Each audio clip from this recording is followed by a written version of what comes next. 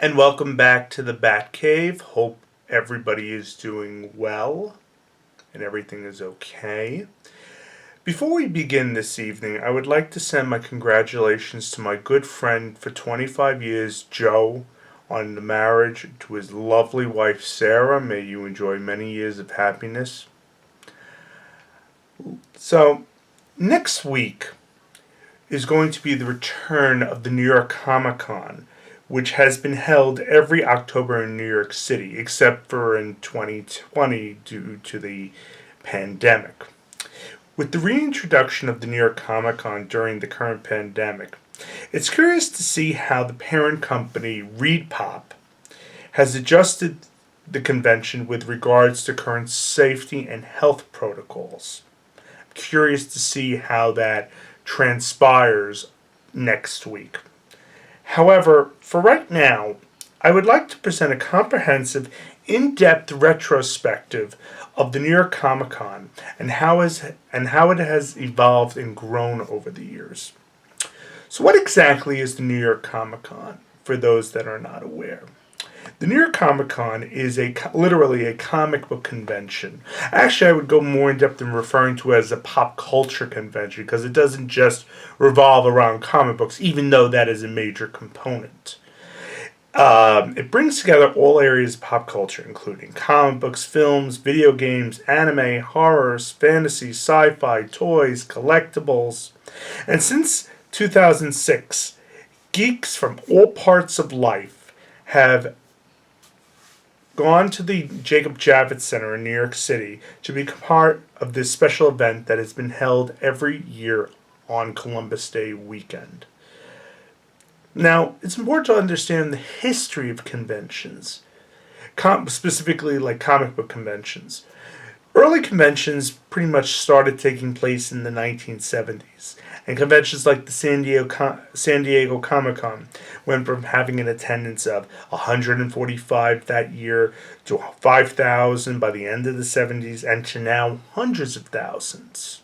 Because of the abundance of conventions now, there is actually an online database called Convention Scene where geeks from all walks of life can research where the next convention is and when it's taking place and any key details surrounding that. It is important to understand what is expected from a geek's experience at the convention. And as I said, when we're talking about specifically the New York Comic Con, it's going to take place throughout the entirety of the second weekend in the month of October, going from Thursday, Friday, Saturday, Sunday. However, geeks begin planning, people that are going to attend the convention actually begin planning sometime around May and June. ReedPop, the parent company of the New York Comic Con, conducts the badge sales on specific dates during the summer months through their website, thenewyorkcomiccon.com. So fans are pretty much getting ready before that to complete what's called their fan verification application. And then when the badges become available, they're sold individually as singular days: Thursday, Friday, Saturday, Sunday.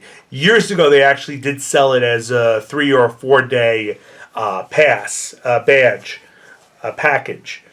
But now it's only runs. They're only sold as individual days, and right now I believe it is $60 a day.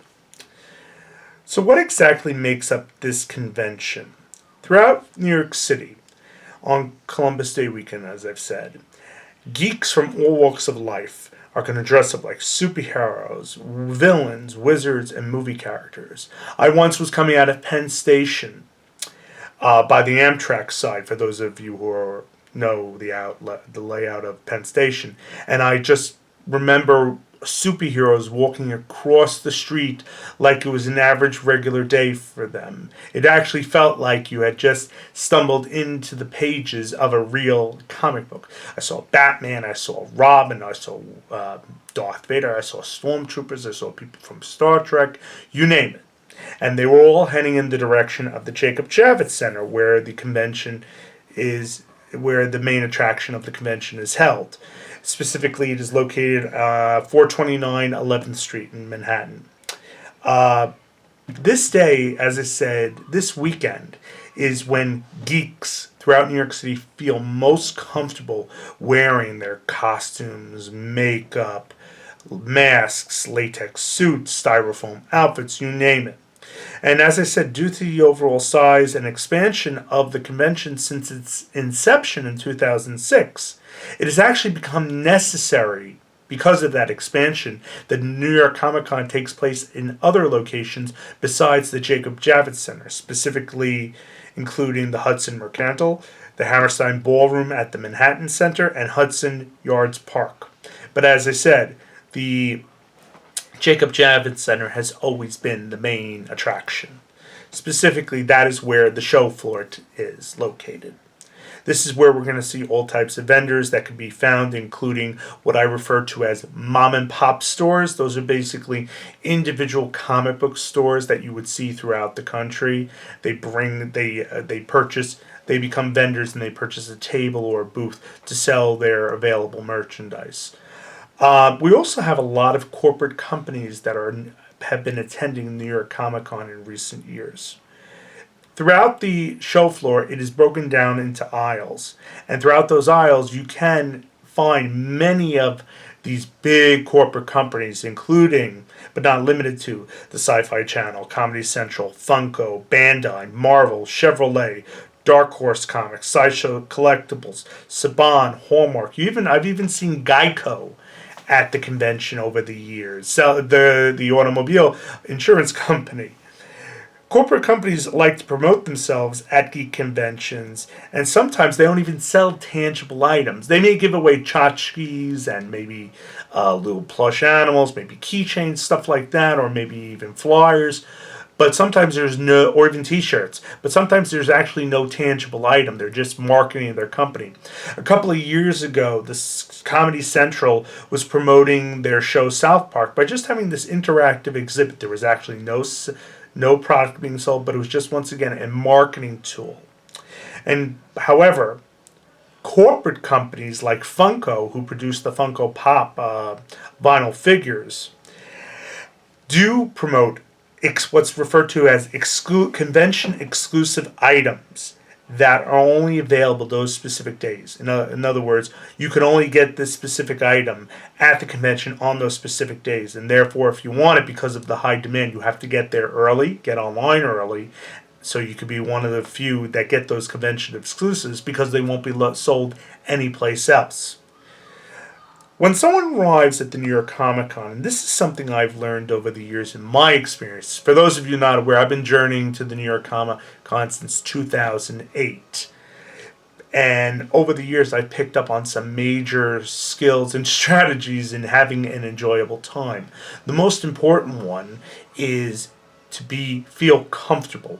Now, I don't mean in terms of psychologically comfortable because you're wearing costumes, stuff like that, but I'm actually speaking about how dressing comfortably so that it's not too hot, not too cold, that you're wearing the correct footwear, especially being the fact that attendees are going to... The Javits Center is a very, very large place, and attendees are going to be on their feet for many, many, many hours, so it's advised that people that attend the convention wear comfortable shoes and sneakers, something that they know they're going to feel comfortable walking in over a long period of time. Like, I wouldn't suggest someone wear high-heeled boots or something like that, because it's not going to be comfortable within a few hours. In addition, because the convention is held in early October, it is often a gamble as to how the weather is going to be at that time of the year in New York City. Sometimes it could be cold, sometimes it could be cool, and then sometimes it could be very warm. So once again, you have to choose very carefully what type of attire you're going to dress. So if you're going to wear layers and heavy set costumes, be advised you may feel very warm and maybe even very uncomfortable. But if you dress comfortably, you can have a really wonderful time. Unless, of course, you want to go for cosplaying as that ideal character that you want to portray. In addition, because the main show floor has a massive amount of vendors and people are constantly looking for the best items that they want to buy, whether it's comic books, novelty toys from 20 or 30 years ago or different types of collectibles, it's also advised that attendees bring a backpack that is empty, except for key things such as water bottles, food, even though there's food at the convention, but you should always have something with you, and stationery like pens, notepads, folders, just so if you go through the convention and you see something you want to buy but you're not able to do it at the time, it's helpful to write what aisle it's down, and what was the name of the vendor, because there have been many times where I was like, okay, where did I see that item I wanted? And then all of a sudden you don't remember, so you have to go aisle by aisle to find the vendor you were looking for. Now, as I said, much of the commerce that takes place at the convention involves what I refer to as the mom and pop stores. Once again, those individual comic book stores that sell toys, comics, collectibles. It's important that if one goes to the convention to buy items, they should take notes, as I said, in regards to the products that they're interested in purchasing, including the price, what the condition of the item is. Sometimes you may also find the same item from many vendors, therefore, it's important to document the price because you wouldn't want to have to pay more versus what another vendor may be selling the item for. Although prices are negotiable there, the vendors will negotiate with you, not for like nothing, but if you're willing to buy a few items or you're willing to buy something that's high in value, they may work on the price with you. As I said, one of the primary products, I keep using that word as I said because I know I like to go back into a lot of what I'm saying. But one of the primary products that can be found in New York Comic Con is, of course, comic books.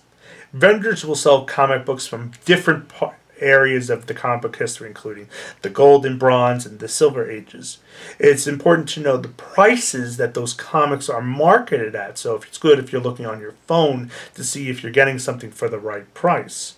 However, on the last day of the convention, which is usually Sunday, vendors are eager to unload their inventory. Therefore, you'll see specials like 2 for 1 or buy 10, get 2 free. Some comics can go for a few dollars, while others can go for a few thousand. And oftentimes you could find CGC located at the comic book convention. Specifically, CGC is a universally, internationally approved grading system that assesses the value of comics based on their quality. The rating scale goes from like 0.5 to 10, 10 being like perfect. The most prominent part of the convention, though, is the cosplayers. Many times I've heard the leaders of ReedPop say the thing that really makes the convention work is the attendees that come and dress up as their favorite characters.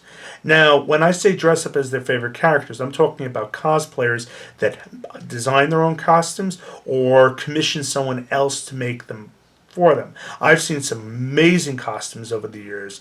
One of the things that I always get a kick out is seeing someone that actually makes a really great Batman costume. Now, you'll see many people dress up as Batman throughout the convention. You'll also see other characters, but some of the costumes I've seen, it's amazing how much time, effort, and detail goes into the development of such wardrobe so that they look exactly as their character, whether they're designing an internal muscle suit or the right kind of fabric or developing a type of cape that allows the wearer to effectively spread their wings or, to look like they're Batman. Once again, the goal is to showcase their pride of that character. So oftentimes they want to be photographed by people to showcase their pride for that character and to show, yes, I'm really passionate about this. And most people are very welcoming to have people take pictures with them because it's like for a child who wouldn't be excited to meet Batman, Superman, the Justice League, Darth Vader, all different types of characters. And one of the major areas within the convention that we could see a lot of these cosplayers is what's known as the inner roadway area. This is actually an outside area that's within the Javits Center. On the lower level, you can go outside into that area and still be within the confines of the Javits Center location. You'll also find a lot of food vendors out there. You'll find some other types of marketing campaigns such as film product placement and experiences.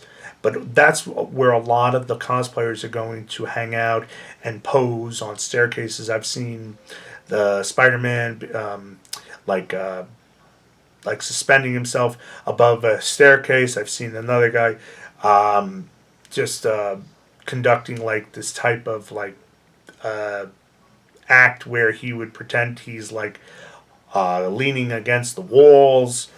And once again, the hope is to get that image where people could see that it's like these superheroes are real now. As I said, it's really exciting to be around that. Sometimes you even forget sometimes that there's someone in there. I once walked into a convention a few years ago, and I'll never forget. I actually saw an individual dressed up as the Dragon Zord. He commissioned a Dragon Zord costume from Power Rangers, and it actually looked like one of the Sentai outfits that a stunt person would wear. And I was like, starstruck by it because I'm standing and there's the Dragon Zord. I was like, it was really a lot of fun to see.